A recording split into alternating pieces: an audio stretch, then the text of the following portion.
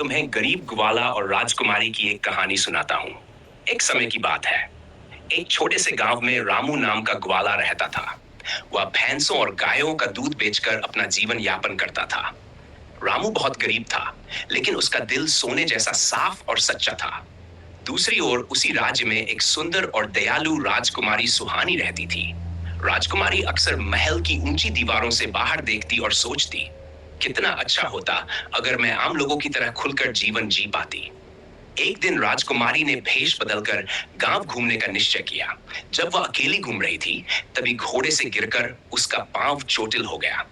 राजकुमारी की मदद करने कोई आसपास नहीं था। उसी समय रामू वहां आया। उसने राजकुमारी को पहचाना नहीं, बस इंसानियत के नाते उसे सहारा दिया और अपने घर ले आया। रामू ने अपनी मां के साथ मिलकर राजकुमारी की सेवा की। मिट्टी की झोपड़ी में रहने के बावजूद रामू ने राजकुमारी को पूरा सम्मान और देखभाल दी। राजकुमारी उसकी दयालुता से बहुत प्रभावित हुई। कुछ दिन बाद जब उसकी चोट ठीक हो गई, तो वह असली पहचान बताकर महल वापस चली गई। जाते समय उसने कहा, रामू, तुम गरीब हो मगर दिल से सबसे अमीर हो। मैं इस उपकार को कभी नहीं भूलूंगी। राजकुमारी ने राजा से आग्रह किया कि रामू को दरबार में बुलाया जाए।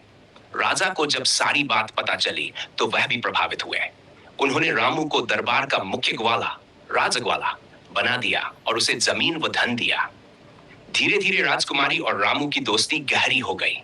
राजा ने भी देखा कि रामू ईमानदार और नेक दिल है। अंततः राजकुमारी सुहानी और ग्वाला रामू का विवाह धूमधाम से हुआ। गांव और राज्य के लोग खुशी से झूम उठे। सब कहते, सच्चाई और भलाई सबसे बड़ी दौलत है। राजकुमारी की लंबी परीक्षा जैसी कहानी सुनाता हूं। बहुत समय पहले की बात है। एक विशाल राज्य था जिसका राजा न्यायप्रिय और दयालु था। महल में उसकी एकमात्र पुत्री राजकुमारी सुहानी रहती थी। सुहानी जितनी सुंदर थी, उतनी ही विनम्र और दयालु भी थी। परंतु वह महल की ऊंची दीवारों और नियमों से बंधकर थक चुकी थी। उसका मन अक्सर खुली हवा, खेतों की हरियाली और साधारण लोगों के जीवन में रमता था। उसी राज्य के एक छोटे से गांव में रामू नाम का ग्वाला रहता था। उसका जीवन बहुत कठिन था। उसके पास न बड़ी जमीन थी, न धन। बस कुछ गायें और भैंसें थी, जिनका दूध बेचकर और उसकी बूढ़ी मां गुजारा करते थे। गरीबी के बावजूद रामू का दिल बहुत बड़ा था। वह अक्सर गरीब बच्चों को दूध मुफ्त में दे देता और रास्ते में किसी की मदद कर देता। गांव वाले उसकी ईमानदारी और नेकदिली की मिसाल देते थे। पहला मिलने एक दिन राजकुमारी ने तय किया कि वह वेश बदलकर गांव देखने जाएगी। साधारण कपड़े पहनकर और चेहरे पर घूंघट डालकर वह अकेली घोड़े पर निकल पड़ी। गांव की मिट्टी की गलियां और चहल पहल देखकर उसका मन खिल उठा। लेकिन अचानक घोड़े का पैर फिसला और राजकुमारी ने उसके पैर में चोट लग गई और वह चल नहीं पा रही थी। लोग उसे पहचान नहीं पाए और डर के मारे कोई पास नहीं आया। उसने देखा कि एक युवती घायल होकर दर्द में पड़ी है। वह बिना कुछ सोचे समझे उठाकर अपने कंधे का सहारा देने लगा और अपनी झोपड़ी तक ले आया। ग्वाले की झोपड़ी रामू की झोपड़ी बहुत साधारण थी। मिट्टी की दीवारें, छप्पर की छत और एक छोटा सा आंगन। लेकिन वहां अपनापन और सच्चाई की गर्मी थी। रामू की मां ने तुरंत जड़ी बूटियों से राजकुमारी का इलाज किया। कुछ दिन तक राजकुमारी वहीं रही। रामू सुबह सुबह गायों को लेकर निकलता और शाम को दूध बेचकर लौटता। वह थक कर भी हंसते हुए मां की मदद करता। राजकुमारी ये सब देखती रही और सोचती, ये ग्वाला गरीब जरूर है, मगर कितना मेहनती और दिल का साफ है। रामू ने कभी नहीं पूछा कि वह कौन है। उसने बस एक मेहमान और जरूरतमंद समझकर पूरी इज्जत दी। यही बात राजकुमारी को सबसे ज्यादा भा गई।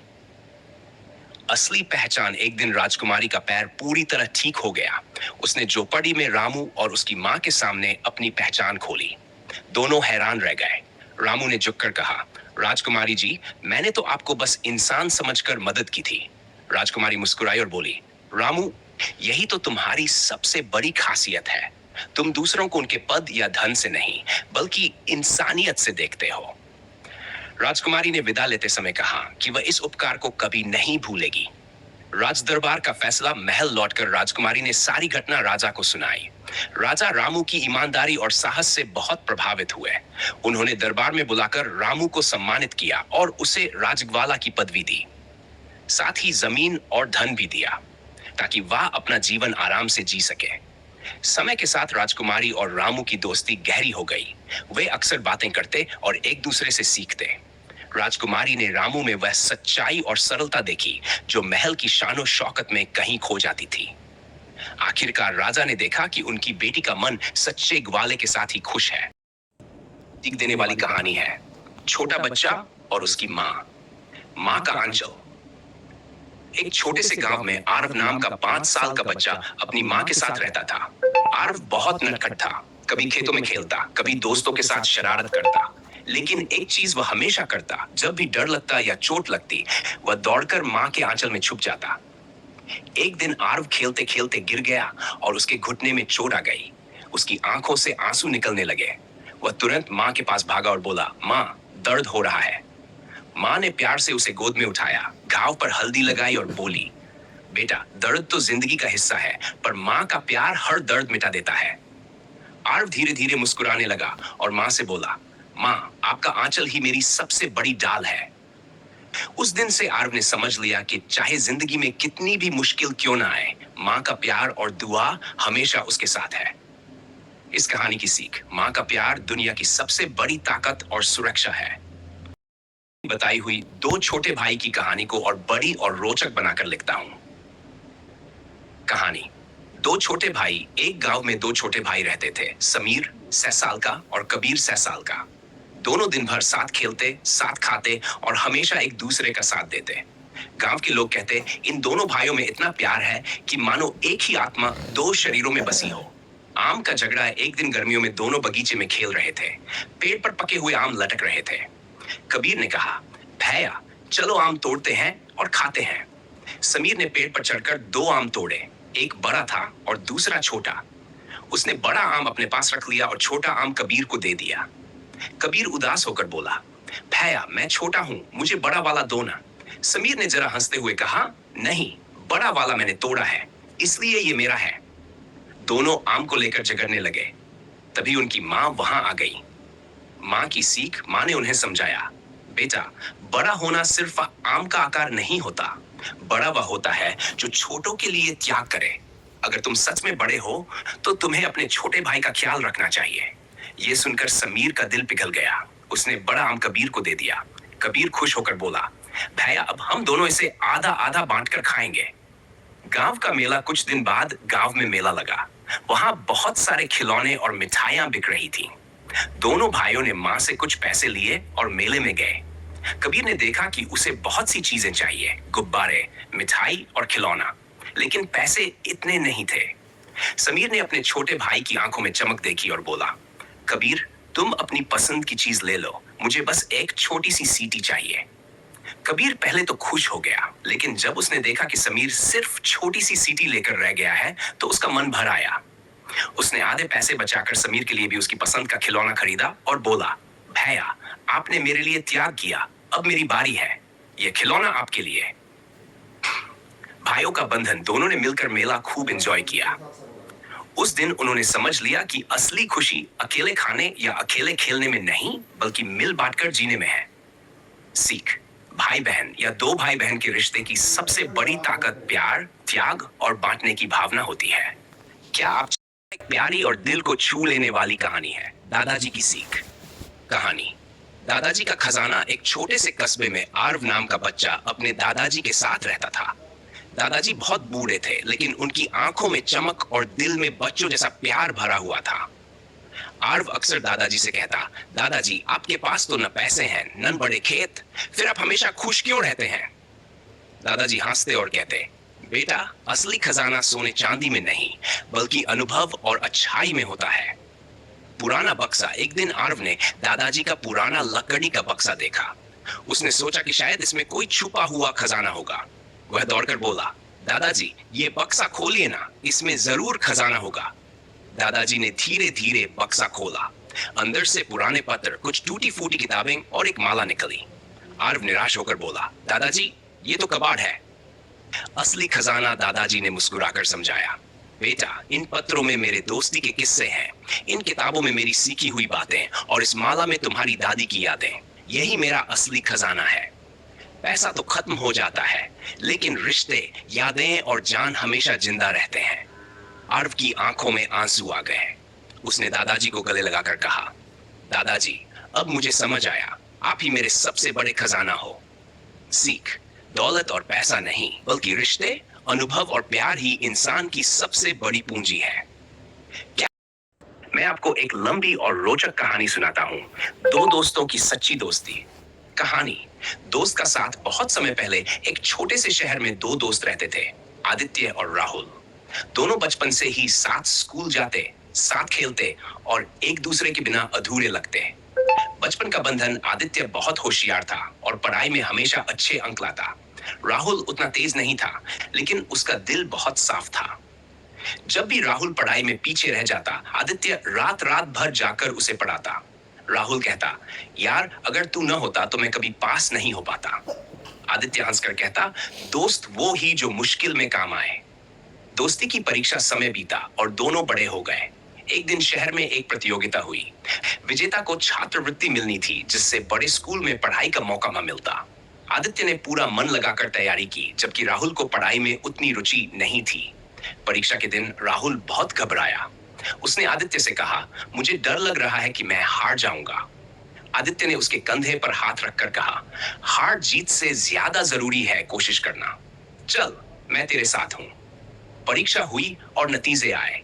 आदित्य पहला आया, लेकिन सबको हैरानी हुई कि राहुल भी अच्छे अंकों से पास हुआ।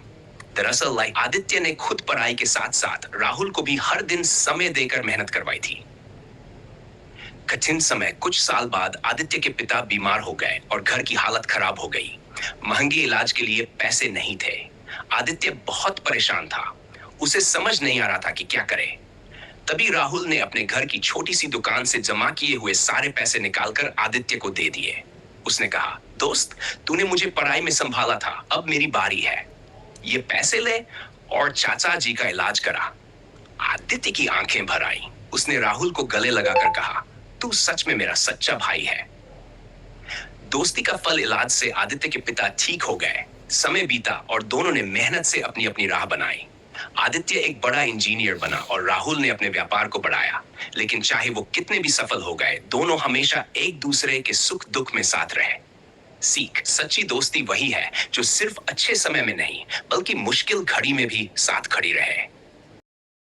लंबी और विस्तृत कहानी शब्द लिखता हूं, जिसमें दो जानवरों की दोस्ती हो।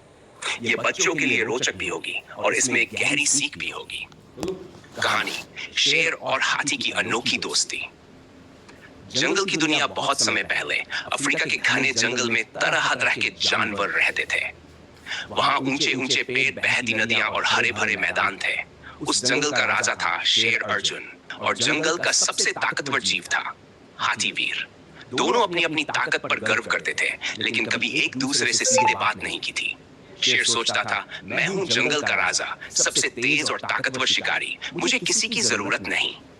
वहीं हाथी सोचता था, मेरे जैसा बलवान कोई नहीं, एक झटके में पेड़ उखाड़ सकता हूं, मुझे किसी की मदद क्यों चाहिए। इस अहंकार के कारण दोनों अक्सर एक दूसरे को दूर से ही देखते और अनदेखा कर देते। पहली मुलाकात। एक दिन भयानक गर्मी पड़ी। नदी का पानी सूखने लगा। सारे जानवर पानी की तलाश में इधर उधर भटकने लगे। शेर अर्जुन बहुत प्यासा था। वह पानी ढूंढते ढूंढते नदी के किनारे पहुंचा, लेकिन वहां कीचड़ और थोड़ी सी नमी के अलावा कुछ नहीं था। उसी समय हाथी वीर भी वहां आया। उसने अपनी लंबी सूंड से गहरा गड्ढा खोदा और जमीन से पानी निकाल लिया। सारे छोटे जानवर खुशी खुशी उसके पास आकर पानी पीने लगे। शेर ने दूर से ये देखा और सोचा, अरे ये तो बड़ा काम का जानवर है, इसकी ताकत से सबको पानी मिल सकता है। लेकिन उसके अहंकार ने उसे रोका और वह सीधे जाकर पानी मांग नहीं पाया। तभी अचानक पास में शेर की दहाड़ सुनकर हिरणों का झुंड डर गया और भाग गया। छोटे खरगोश और बंदर भी घबरा गए। हाथी ने शेर की ओर देखा और कहा, अर्जुन अगर तुम ऐसे दहाड़ोगे तो छोटे छोटे जानवर डर जाएंगे। मैं सबके लिए पानी निकाल रहा हूँ, यहाँ सब बराबर है। शेर को थोड़ी शर्म आई। वह धीरे से बोला, मुझे माफ करना वीर, मैं बहुत प्यासा था, क्या मुझे भी पानी मिलेगा। हाथी मुस्कुराया और बोला, जरूर, दोस्ती का पानी सबके लिए है। उस दिन के बाद पहली बार शेर और हाथी ने एक दूसरे से बात की। दोस्ती की शुरुआत। धीरे धीरे उनकी बातें बढ़ी। शेर अर्जुन ने हाथी वीर से कहा, तुम्हारी ताकत कमाल की है, एक झटके में पानी निकाल लेते हो। हाथी ने जवाब दिया, और तुम्हारी दहाड़ पूरे जंगल को सुरक्षित महसूस कराती है। जब तुम पास होते हो तो कोई शिकारी जानवर हमला करने की हिम्मत नहीं करता। दोनों ने समझा कि वे दोनों अलग अलग हैं, लेकिन दोनों की अपनी अपनी खासियत है। उस दिन से वे दोस्त बन गए। संकट काल में कुछ हफ्ते बाद जंगल में अकाल पड़ गया। बारिश बिल्कुल नहीं हुई। छोटे जानवर भूखे प्यासे होने लगे। नदी और तालाब सूख गए। एक रात अचानक इंसान शिकारी जंगल में आए। उन्होंने जाल बिछाए और कई जानवरों को पकड़ने की कोशिश की। शेर अर्जुन ने यह देखा और पूरी ताकत से दहाड़ लगाए। उसकी दहाड़ सुनकर कई जानवर जाकर भाग निकले, लेकिन जाल इतना बड़ा था कि कुछ हिरण उसमें फंस गए। शेर ने कोशिश, लेकिन अकेले जाल नहीं तोड़ पाया। तब उसने तुरंत हाथी वीर को बुलाया। वीर आया और अपनी ताकतवर सूंड और दांतों से जाल तोड़ डाला। हिरण आजाद हो गए। सारे जानवर खुशी से चिल्लाए, जय हो शेर और हाथी की दोस्ती की। उस दिन से जंगल में सब जानवर समझ गए कि सच्ची ताकत अकेले होने में नहीं, बल्कि मिलजुल कर रहने में है। अहंकार का टूटना। अब शेर अर्जुन को समझ आ चुका था कि वह अकेले राजा नहीं बन सकता। उसने हाथी से कहा, वीर, मैं हमेशा सोचता था कि मैं सबसे बड़ा हूं, लेकिन आज समझ आया कि राजा वही है जो सबकी रक्षा करे, और वह अकेले नहीं कर सकता। हाथी मुस्कुराया और बोला, और मैं हमेशा सोचता था कि मेरी ताकत ही सब कुछ है, लेकिन अगर तुम्हारी दहाड़ न होती तो हम जान ही न पाते कि जानवर फंस गए हैं। असली ताकत एकता में है। दोनों ने एक दूसरे को गले लगाया। दोस्ती का फल कुछ महीनों बाद बारिश आई और जंगल फिर से हरा भरा हो गया। लेकिन अब जंगल का नजारा अलग था। शेर और हाथी अब सिर्फ दोस्त ही नहीं, बल्कि पूरे जंगल के संरक्षक बन गए थे। जब भी कोई खतरा आता, शेर की दहाड़ और हाथी की ताकत मिलकर सबको बचा लेती। छोटे जानवर अब शेर से डरते नहीं थे, बल्कि उसे अपना रक्षक मानते। और हाथी भी अब अपनी ताकत सिर्फ अपने लिए नहीं, बल्कि पूरे जंगल के लिए इस्तेमाल करता। कहानी की सीख, सच्ची ताकत अकेले होने में नहीं, बल्कि एक दूसरे की मदद और दोस्ती में होती है। हर किसी की अपनी अपनी खासियत होती है, और जब लोग मिलकर काम करते हैं, तभी बड़ी से बड़ी मुश्किल आसान हो जाती है। शुरू करता हूं। यह भाग लगभग 900 शब्द का होगा। कहानी, बूढ़ा आदमी और उसका बेटा। भाग 1, पिता का संघर्ष और बेटे का बचपन। गांव के बाहर एक पुराना मिट्टी का मकान था। वहीं रहता था रामलाल, 7 साल का एक बूढ़ा आदमी। उसकी आंखों के नीचे झुर्रियां थी, शरीर कमजोर हो चुका था, लेकिन दिल अब भी मजबूत था। गांव के लोग उसे सम्मान से चाचा कहकर बुलाते थे। रामलाल के पास ज्यादा जमीन नहीं थी। खेत छोटा था, मिट्टी बंजर थी और बरसात पर ही सब कुछ निर्भर था। लेकिन वह मेहनती था। भोर में उठकर हल चलाता, बैलों को खेत में ले जाता और शाम तक पसीना बहाता। रामलाल की पत्नी का देहांत कई साल पहले हो चुका था। अब उसके जीवन का सहारा सिर्फ उसका एक बेटा था। बचपन का मोहन। मोहन बचपन से ही चंचल था। गांव के बच्चों के साथ खेतों में खेलता, नदी में तैरता और कभी-कभी स्कूल भी चला जाता। पढ़ाई में वह बहुत होशियार था, लेकिन उसका मन पढ़ाई से ज्यादा खेलों और शरारतों में लगता। रामलाल उसे रोज समझाता, बेटा पढ़ाई जरूरी है, मेरी तरह मत रहना। मैं तो खेत में ही बूढ़ा हो गया, लेकिन तुझे पढ़ लिखकर बड़ा आदमी बनाना चाहता हूं। मोहन हंसकर कह देता, अरे बाबा, बड़ा आदमी बनने के लिए इतना पढ़ना भी जरूरी है क्या? रामलाल उसकी बात सुनकर चुप हो जाता, लेकिन मन ही मन सोचता कि अगर बेटे को शिक्षा न दिलाई तो उसकी जिंदगी भी खेत खलिहान में ही बीत जाएगी। पिता का त्याग। रामलाल की कमाई बहुत कम थी। साल भर की फसल से मुश्किल से घर का चूल्हा जलता। लेकिन फिर भी उसने ठान लिया था कि मोहन की पढ़ाई पर कोई आंचन ही आने देगा। गांव में जब फसल खराब हुई तो कई लोगों ने बच्चों को स्कूल से निकाल दिया, लेकिन रामलाल ने अपने खेत की बैलगाड़ी बेचकर फीस भरी। गांव के लोग हैरान रह गए। एक बूढ़ा किसान ने कहा, रामलाल, बैलगाड़ी बेचना समझदारी है क्या? खेती कैसे करोगे? रामलाल ने मुस्कुराकर जवाब दिया, खेती मैं किसी तरह कर लूंगा, लेकिन बेटे का भविष्य अगर बिगड़ गया तो क्या होगा? बैलगाड़ी दोबारा आ जाएगी, मगर मोहन की पढ़ाई का समय लौटकर नहीं आएगा। उस दिन गांव वालों ने पहली बार देखा कि यह बूढ़ा आदमी अपने बेटे के लिए कितना बड़ा बलिदान कर रहा है। बेटे की नजर से पिता मोहन धीरे धीरे बड़ा होने लगा।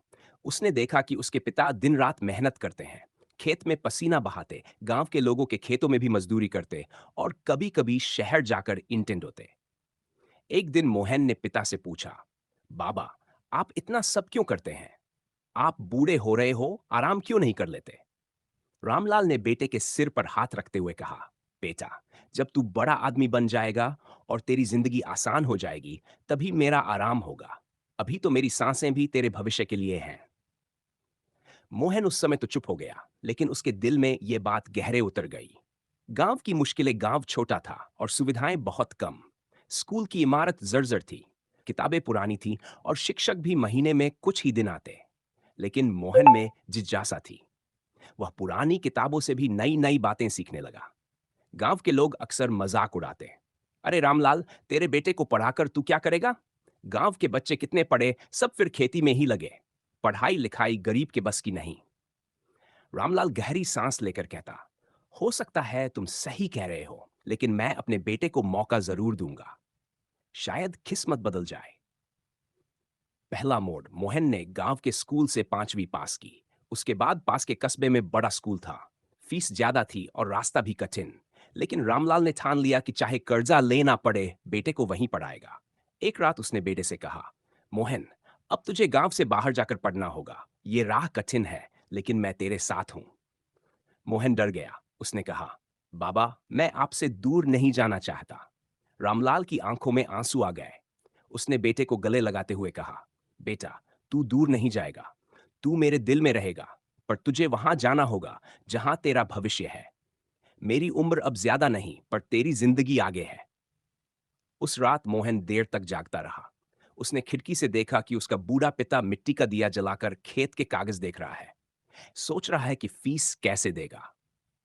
मोहन के मन में पहली बार यह एहसास गहरा हुआ कि उसके पिता सिर्फ पिता नहीं, बल्कि उसके सपनों के रखवाले हैं। यह तक पहला भाग। इसमें मैंने आपको पिता का संघर्ष, बेटे का बचपन और कहानी का पहला मोड़, गांव से बाहर पढ़ाई की तैयारी तक सुनाया। अच्छा, अब मैं इस लंबी कहानी बूढ़ा आदमी और उसका बेटा का भाग 2 लिखता हूं। यह भाग लगभग 9 शब्द का होगा। इसमें मोहन कस्बे के स्कूल जाएगा और नई चुनौतियों का सामना करेगा। कहानी बूढ़ा आदमी और उसका बेटा।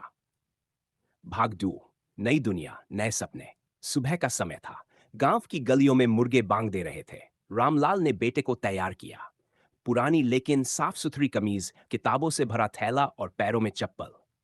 आज मोहन पहली बार कस्बे के बड़े स्कूल जा रहा था। कस्बे का सफर, गांव से कस्बा 5 किलोमीटर दूर था। रास्ता खेतों और कच्चे रास्तों से होकर जाता। रामलाल ने बैलगाड़ी का इंतजाम किया। गाड़ी में बैठकर मोहन रास्ते भर खिड़की की ओर देखता रहा। उसे डर भी लग रहा था और उत्साह भी। मोहन ने धीरे से पूछा, बाबा, क्या मैं वहां सबके साथ पढ़ पाऊंगा? शहर के बच्चे तो मुझसे अच्छे होंगे। रामलाल ने उसके कंधे पर हाथ रखते हुए कहा, बेटा, बड़े और छोटे का फर्क मेहनत से मिट जाता है। तू लगन से पढ़ाई करेगा तो तुझसे बड़ा कोई नहीं होगा। यह सुनकर मोहन का मन कुछ हल्का हुआ। नया स्कूल, स्कूल बड़ा था। पक्की इमारतें, चौड़ी खिड़कियां और साफ सुथरी यूनिफॉर्म में बच्चे।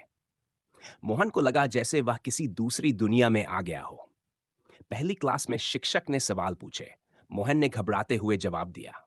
कई बच्चे हंस पड़े, लेकिन शिक्षक ने उसे डांटा नहीं, बल्कि कहा, शर्माओ मत, सीखने वाला कभी छोटा नहीं होता। धीरे धीरे मोहन को पढ़ाई में मजा आने लगा। गणित में उसकी पकड़ मजबूत हो गई और हिंदी में वह अच्छा निबंध लिखने लगा। कस्बे की चुनौतियां, लेकिन नई जगह आसान नहीं थी। वहां कई बच्चे अमीर घरों से आते थे। उनके पास नई किताबें, अच्छे कपड़े और महंगे खिलौने थे। वे कभी कभी मोहन का मजाक उड़ाते, गांव से आया है, जूते देखो इसके। मोहन उदास हो जाता। शाम को जब घर लौटता तो पिता को यह सब बताता। रामलाल ध्यान से सुनता और फिर कहता, बेटा, लोग कपड़े और चीजों से नहीं, काम और इज्जत से बड़े बनते हैं। मेहनत कर, एक दिन यही लोग तुझे सलाम करेंगे। पिता की बातें मोहन के दिल को छू जाती। पिता का संघर्ष, उधर रामलाल की मुश्किलें बढ़ रही थी। खेती से उतनी कमाई नहीं हो रही थी। स्कूल की फीस, किताबें और यात्रा का खर्च, सब उसके सिर पर बोझ बन गए। वह दिन में खेत में काम करता और रात को कस्बे के गोदाम में मजदूरी करता। कई बार उसका शरीर दर्द से टूट जाता, लेकिन वह बेटे से कहता, थकान मुझे नहीं लगती जब सोचता हूं कि तू डॉक्टर या अफसर बनेगा। मोहन को जब यह सब पता चला तो उसकी आंखों में आंसू आ गए। उसने मन ही मन ठान लिया कि अब कभी आलस नहीं करेगा। दोस्ती और प्रेरणा, कस्बे के स्कूल में मोहन की मुलाकात अजय नाम के लड़के से हुई। अजय अमीर परिवार से था, लेकिन दिल का साफ था। उसने मोहन की मेहनत देखी और उसका दोस्त बन गया।